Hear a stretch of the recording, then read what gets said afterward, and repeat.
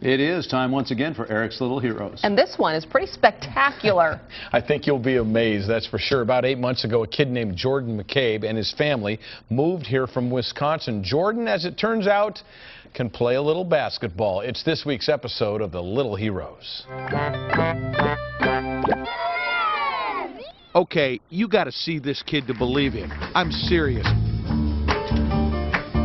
When Jordan McCabe walks into a gymnasium, he lights the place up.